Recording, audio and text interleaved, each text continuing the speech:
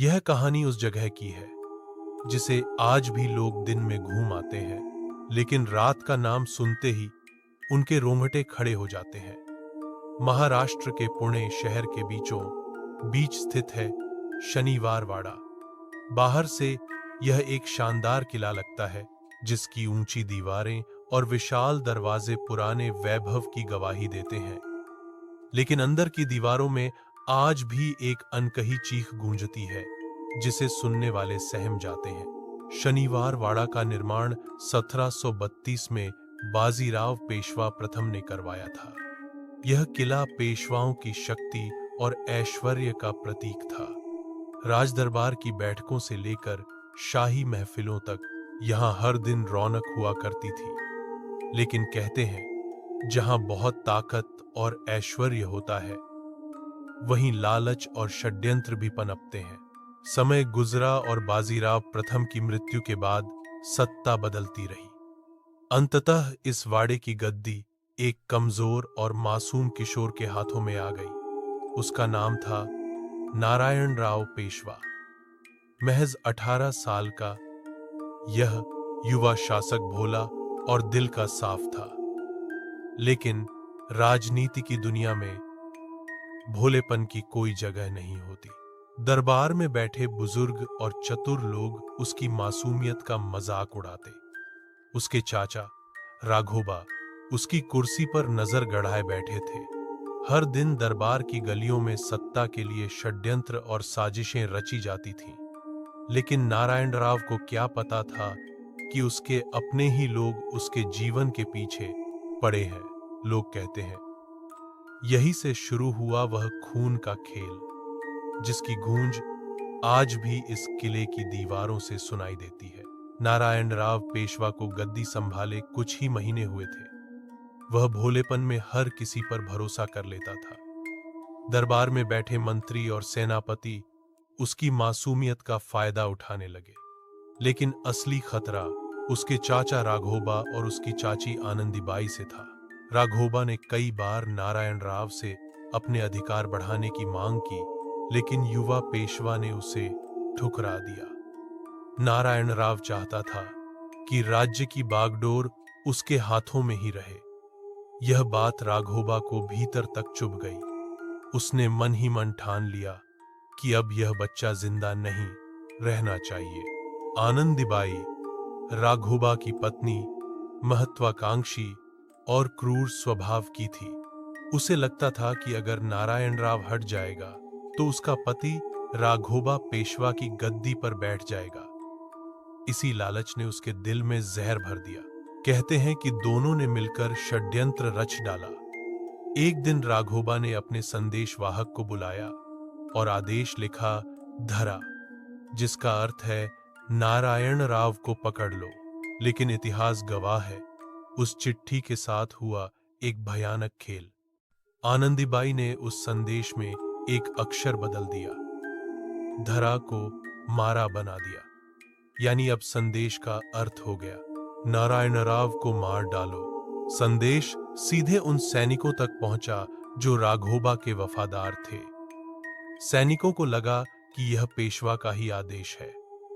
और फिर उस रात की साजिश ने शनिवार वाड़ा की गलियों को हमेशा के लिए खून से रंग दिया।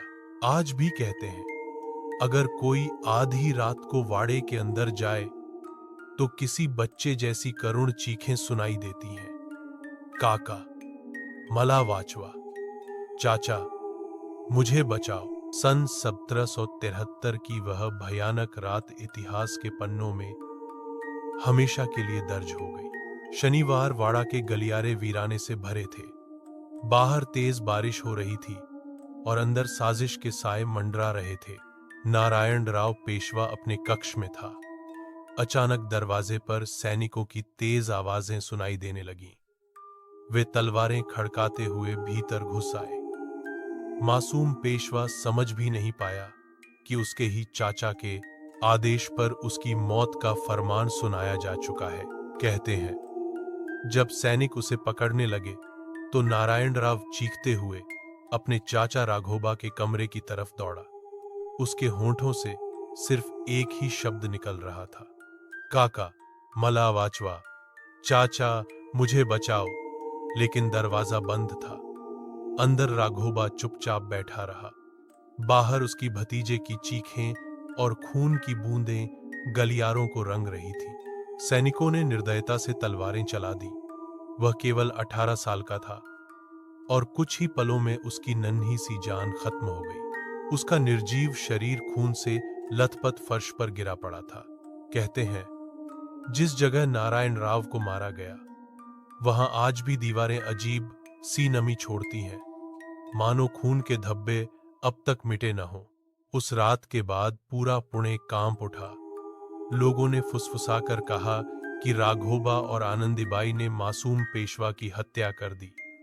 लेकिन सच क्या था, यह कभी खुलकर सामने नहीं आया। आज भी आधी रात को शनिवार वाड़ा की टूटी खिड़कियों से गुजरने वाली हवा के साथ वही चीख गूंजती है, काका, मला वाचवा। नारायण राव पेशवा की हत्या के बाद शनिवार वाड़ा में सब कुछ बदल गया। दिन में लोग अपने काम में व्यस्त रहते, लेकिन जैसे ही रात ढलती, महल के कोनों में अजीब सी सरसराहट सुनाई देने लगती। पहली बार पहरेदारों ने आधी रात को किसी बच्चे जैसी चीख सुनी, काका, मला वाचवा। आवाज इतनी साफ थी कि उन्हें लगा कोई बाहर से पुकार रहा है। जब वे दौड़कर उस दिशा में पहुंचे तो वहां कोई नहीं था, बस ठंडी हवा का झोंका और दीवारों पर पड़ती परछाइयां। धीरे धीरे यह घटनाएं बढ़ने लगी। हर रात सैनिक वही आवाज सुनते, कभी गलियारों से, कभी टूटे फव्वारों के पास से, तो कभी उस जगह से जहां उसका खून बहा था। लोग कहते हैं कि नारायण राव की आत्मा अभी तक अधूरी है। वह अपने चाचा के धोखे और अपने मासूम बचपन की चीखों में कैद है। उसकी आत्मा आज तक न्याय की तलाश में भटक रही है। कुछ पर्यटक बताते हैं कि जब वे शनिवार वाड़ा घूमने आए तो अचानक ठंडी हवा का झोंका आया और किसी ने उनके कान में फुसफुसाया, मला वाचवा। और जब उन्होंने मुड़कर देखा तो वहां कोई नहीं था। इतिहासकारों का कहना है कि नारायण राव की मौत सिर्फ सत्ता की लड़ाई नहीं थी, बल्कि एक ऐसा पाप था जिसने पूरे महल को शापित कर दिया। आज भी पुणे के लोग कहते हैं कि अगर साहस हो तो शनिवार वाड़ा की दीवारों के भीतर आधी रात को चले जाओ। तुम्हें वही मासूम चीख सुनाई देगी जो सदियों से गूंज रही है। समय बीतता गया, लेकिन शनिवार वाड़ा की दीवारें आज भी उस खून से लथपथ रात को याद करती हैं। पुणे के लोग कहते हैं कि चांदनी रात में जब हवा धीमे धीमे बहती है तो महल के टूटे झरोखे से नारायण राव की परछाई दिखाई देती है। कुछ साल पहले स्थानीय प्रशासन ने पर्यटकों के लिए शनिवार वाड़ा को रात में खोलने का प्रयास किया। उस दिन कुछ युवक साहस कर वहां रुके। आधी रात होते ही अचानक एक बच्चे की तीखी चीख गूंजी, काका, मला वाचवा। सबके रोंगटे खड़े हो गए। उनमें से एक युवक ने कसम खाई कि उसने महल की टूटी सीढ़ियों पर सफेद कपड़ों में एक छोटे बालक की झलक देखी। इसके बाद कोई भी रात में वहां रुकने की हिम्मत नहीं करता। स्थानीय गाइड भी कहते हैं, दिन में यह जगह खूबसूरत लग सकती है, लेकिन रात होते ही यह मौत और चीखों का अड्डा बन जाती है। इतिहास के पन्नों में यह घटना दर्ज है कि नारायण राव की आत्मा अधूरी रही। कहते हैं कि आत्मा तभी मुक्त होती है जब उसे शांति मिले, लेकिन यहाँ हर दीवार पर विश्वासघात और खून की कहानी दर्ज है। लोग दावा करते हैं कि कभी कभी रात के सन्नाटे में महल की ऊंची दीवारों से परछाइयां कूदती दिखाई देती हैं और हवा में वही मासूम आवाज गूंजती है। शनिवार वाड़ा सिर्फ एक ऐतिहासिक धरोहर नहीं, बल्कि एक जिंदा सबूत है उस धोखे और शाप का जिसने पीढ़ियों तक लोगों को डर और रहस्य से भर दिया। आज भी पुणे के बुजुर्ग बताते हैं कि शनिवार वाड़ा पर एक श्राप है। कहा जाता है कि जिस रात नारायण राव की निर्मम हत्या हुई थी, उस रात उसकी मासूम आत्मा ने मरते वक्त प्रार्थना की थी, देवा, मला न्याय दे। हे भगवान, मुझे न्याय दो। लोग मानते हैं कि इसी आखिरी पुकार ने पूरे वाड़े को शापित कर दिया। तभी से यहाँ रात होते ही अजीब घटनाएं होने लगती हैं। कई बार सुरक्षा गार्डों ने खुद देखा है कि खाली गलियारों में अचानक दीपक अपने आप जल उठते हैं और फिर बुझ जाते हैं। कभी कभी किसी को लगता है जैसे कोई उसके कंधे पर हाथ रख रहा हो, लेकिन पीछे मुड़कर देखने पर कोई नहीं होता। एक इतिहासकार ने बताया कि इस जगह की दीवारें अब भी रहस्य छुपाए बैठी हैं। जब भी कोई इनके पास कान लगाकर खड़ा होता है तो धीमी धीमी सिसकियों की आवाज सुनाई देती है, जैसे कोई मासूम बच्चा आज भी मदद की गुहार लगा रहा हो। कहते हैं जिसने भी आधी रात को उस आवाज को सुना उसका जीवन बदल गया। कुछ लोग मानसिक रूप से बीमार हो गए तो कुछ रातों रात इस शहर को छोड़कर भाग निकले। शनिवार वाड़ा की खूबसूरती में एक खतरनाक साया हमेशा मौजूद रहता है। दिन के उजाले में यह जगह एक ऐतिहासिक धरोहर लगती है, लेकिन रात के अंधेरे में यह एक ऐसा कैदखाना बन जाती है जहां आत्माएं अब भी आजादी तलाश रही हैं। आज भी जब आधी रात को शनिवार वाड़ा की टूटी दीवारों के पास से गुजरते हो तो एक सर्द हवा अचानक तुम्हारे शरीर को जकड़ लेती है।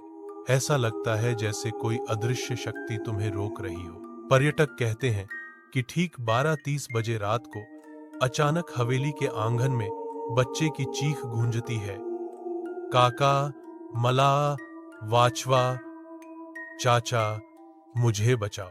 वो आवाज इतनी सच्ची और दर्द भरी होती है कि सुनकर रूह कांप जाती है। लोग पीछे मुड़कर देखते हैं तो वहां केवल अंधेरा और टूटी दीवारें खड़ी रहती हैं। कुछ लोगों ने दावा किया है कि उन्होंने सफेद कपड़ों में एक छोटे लड़के की परछाई देखी जो भागता हुआ गलियारों में गायब हो जाता है, लेकिन उसके कदमों की आहट देर तक सुनाई देती रहती है। इतिहासकार कहते हैं नारायण राव की आत्मा अब भी न्याय की तलाश में है। जब तक उसे सच्चा इंसाफर नहीं मिलेगा, शनिवार वाड़ा का ये साया हमेशा जिंदा रहेगा। पुणे का ये किला आज भी दुनिया के सबसे डरावने स्थलों में गिना जाता है। यहाँ दिन में सैलानी आते हैं, लेकिन रात ढलते ही अंधेरा सबको निगल लेता है। और शायद यही वजह है कि शनिवार वाड़ा सिर्फ एक इमारत नहीं बल्कि एक खौफनाक रहस्य है जो हर पीढ़ी को कंपा देता है। अगर आपने ये डरावनी कहानी सुनी और रोंगटे खड़े हो गए तो हमें कमेंट में जरूर बताएं। वीडियो को लाइक करें और ऐसी ही सच्ची और रहस्यमयी कहानियां सुनने के लिए हमारे चैनल को सब्सक्राइब कर लीजिए।